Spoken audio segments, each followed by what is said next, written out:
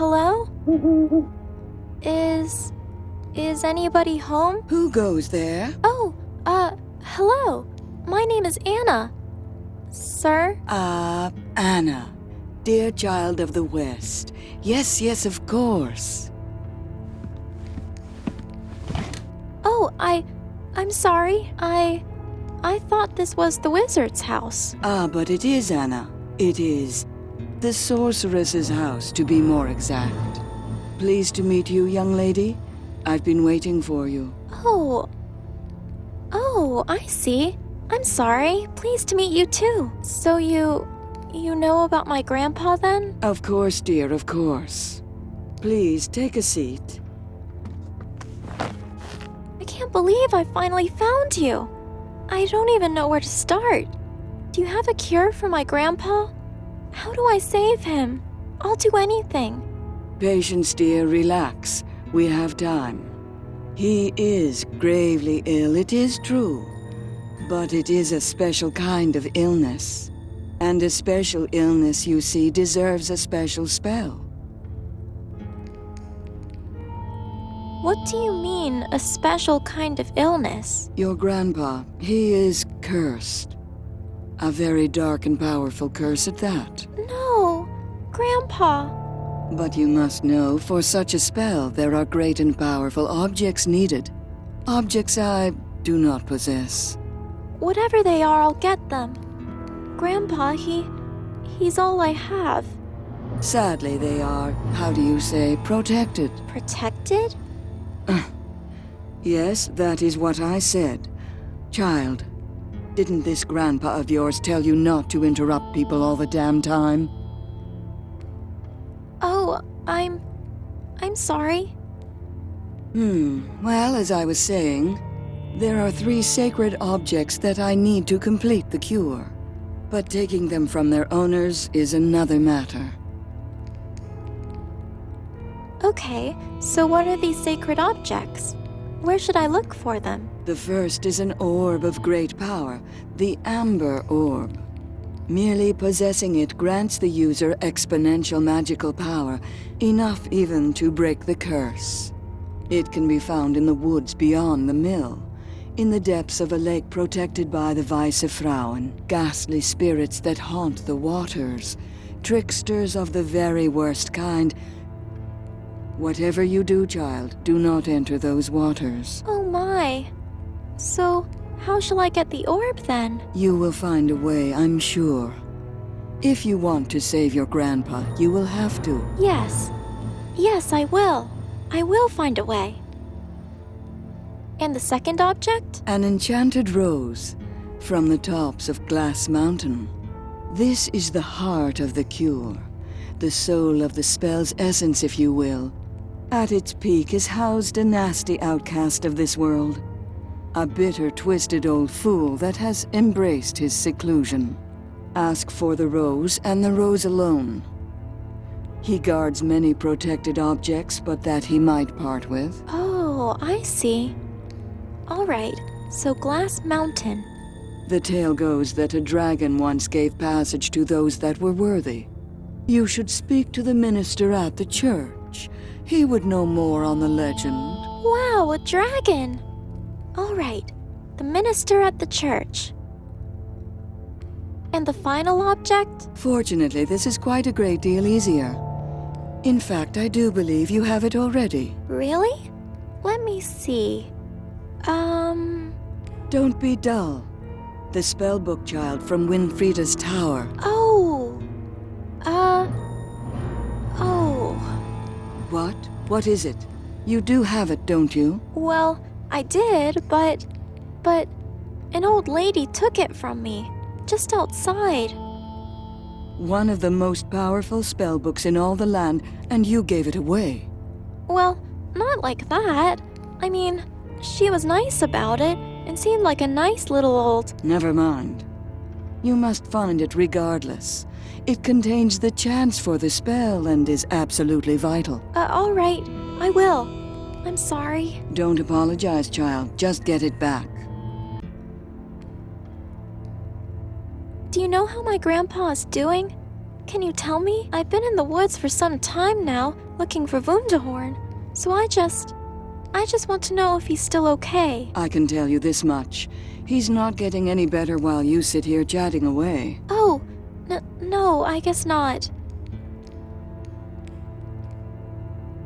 I best get looking for these objects then. Thank you so much, Miss...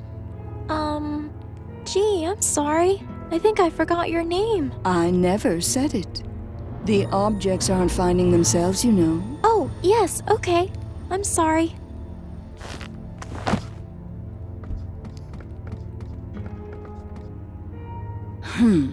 Children.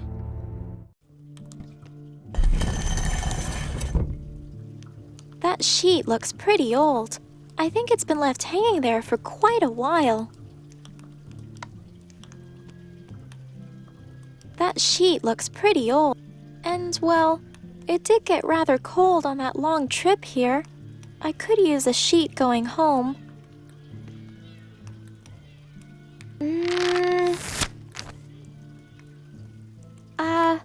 Oops-a-daisy.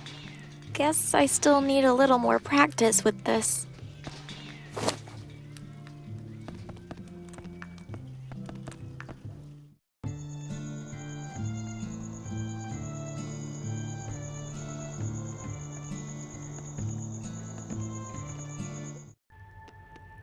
Welcome, young traveler. The stars be upon you. Hi there. Your Grace? Sir? Your Holiness? Oh, dear child. No, please. Theodore will suffice. I'm sorry, it's my first time in a church. But it's nice to meet you, Theodore. My name's Anna. And a pleasure to meet you too, young one. Your church is very beautiful, Theodore. Indeed it is. But, alas, it isn't mine. I'm simply looking after it, so to speak, and caring for all the people who come seeking the Red Dragon's protection. Oh, the dragon! I was told about a dragon that could fly people to the Glass Mountains. Ah, yes, that she could. However, it's now also difficult to know. Anyone who greeted her as she sat atop the bell tower would be granted free passage throughout the land. Some say knowledge of the dragon has been lost to time. Others say that it's all but a myth. I simply stay here to carry on what she stood for and represented. That is important, with or without her.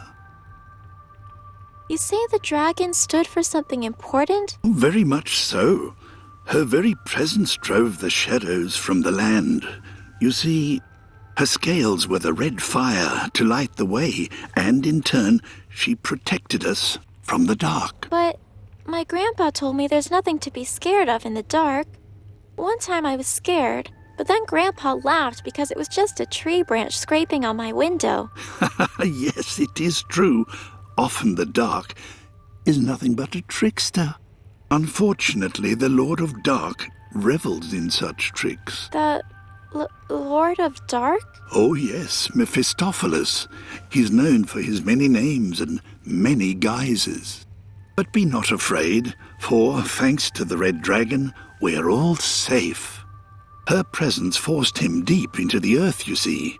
His trickery contained. Did you say the dragon would fly people from the bell tower? Where's that? Why, yes, it's right through the door behind you. Alas, for many generations now, the door has been sealed shut. For years I've looked for a means to open it, but for years it has remained closed. This place was built entirely for the love of the Red Dragon.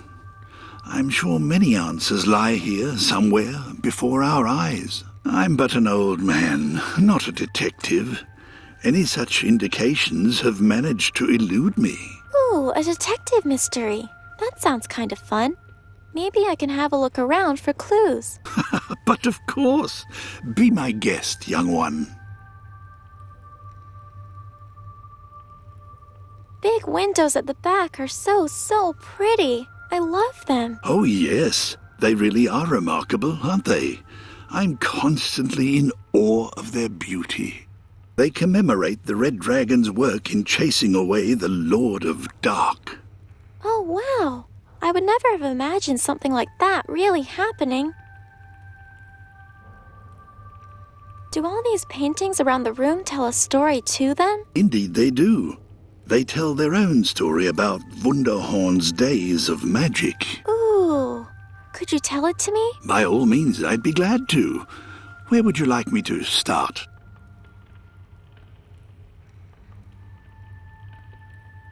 Can you tell me about the busy-looking painting over there on the left? This was in the days before magic, when darkness and chaos ruled the land. Great powers were at odds. None could maintain order. What about this serene painting? It looks rather pleasant. Ah, yes, the second painting. This was a momentous time when the first witches of Wunderhorn rose to power. By their demonstrations of benign sorcery, they contained evil and brought peace and order.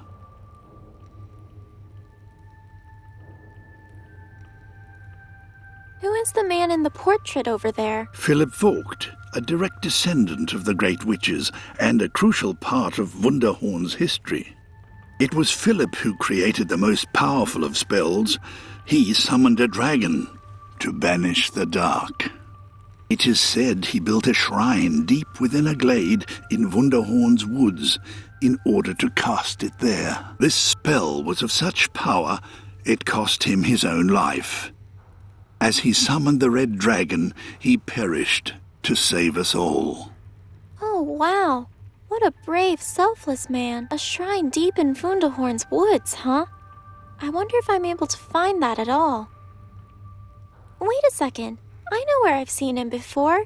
I have a picture of him. Here, see? It looks just like him, don't you think? By the stars, I think you're right, young one. Where did you find this? It's a long story, but I found it in the witch's house. How curious. And the girl here, it must be... It's Philip's daughter, Queen Janneke. This girl is the queen? We don't really know much about kings and queens out on my farm. Indeed, it is her. As a child, of course. Sadly, though, about a year ago, she just vanished. No one knows how or why. Yet another somber, unsolved mystery, I'm afraid.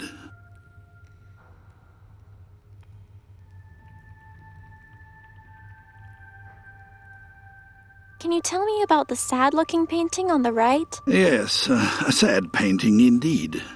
A woman banishing a child for an unforgivable sin. The woman was said to be a great witch of Wunderhorn, and the girl, her very own daughter. Little is known of it, but the painting is said to have been made by a mute child who witnessed the tragic scene. Geez, this is too sad. Let's talk about something else.